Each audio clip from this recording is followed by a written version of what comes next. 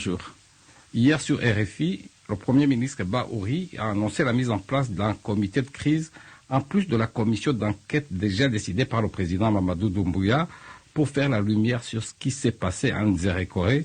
Qu'en pensez-vous? Je pense que le gouvernement est un peu paniqué, parce qu'il a pris l'initiative de promouvoir la candidature de Doumbouya à la prochaine élection présidentielle, ce qui constituerait un parjure, parce que le monsieur, en tant qu'officier, a juré à plusieurs reprises de ne pas prendre part aux élections qu'il organiserait pour le retour à l'ordre constitutionnel.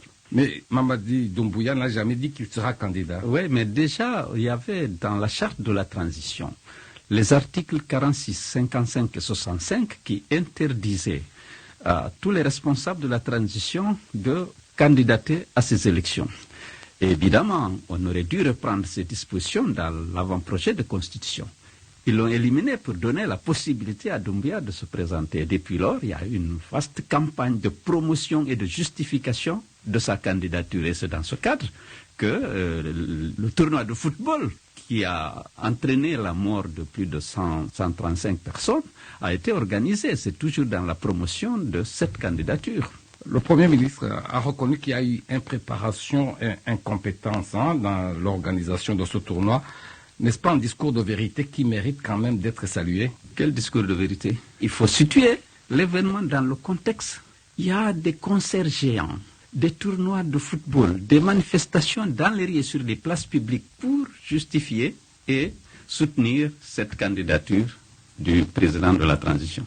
Vous dites que le pouvoir est responsable de cette catastrophe, mais vous savez bien que ce ne sont pas les autorités qui ont prémédité cette bousculade. Que répondez-vous à ce qui vous accuse de vouloir exploiter un drame humain à des fins politiques? Il faut chercher les causes profondes. La candidature de Doumbouya est illégale et illégitime. En tant qu'officier, il a juré devant la Cour suprême, devant le peuple de Guinée, devant la communauté internationale, de ne pas prendre part aux élections organisées pour le retour à l'ordre constitutionnel.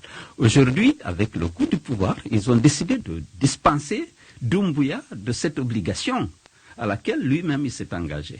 Alors, en organisant justement ces manifestations grandioses, et évidemment sans prendre les précautions pour garantir la sécurité des participants. Donc ils sont les seuls responsables de ce qui est arrivé et ils doivent répondre. Le Premier ministre maintient le bilan provisoire de 56 morts. Vous avez évoqué la question du bilan, alors que le collectif régional des organisations de défense des droits humains donne un bilan de 135 morts, mais aussi de plus de 50 disparus. Les informations que j'ai eues en téléphonant à des responsables de mon parti qui vivent là-bas font état de plus de 100 morts. Alors, il y a les organisations de la société civile qui sont à Zérékoro qui estiment qu'il y a 135 ou 136 morts et 50 disparus. Je crois que ça correspond à la réalité. Nous sommes le 6 décembre.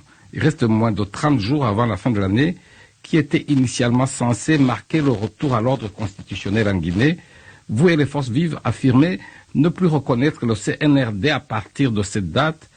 Est-ce que ce n'est pas un annonciateur de troubles dans le pays? Le CNRD et Mamadi Doumbouya ont librement décidé de ne pas rester un jour de plus au Letala le 31 décembre. À plusieurs reprises, ils ont passé un accord avec la CEDEAO, au terme duquel ils s'engagent à rendre le pouvoir aux civils le 31 décembre.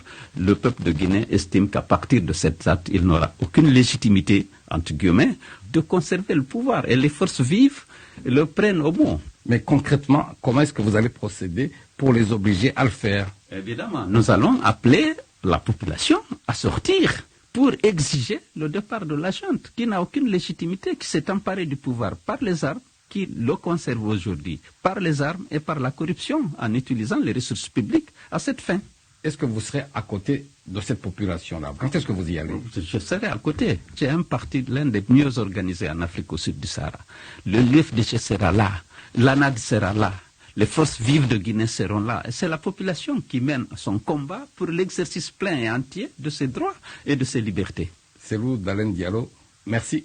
Merci. Selou Dalein Diallo, opposant guinéen en exil, grand invité Afrique d'RFI Matin avec Esdras Dikoumana.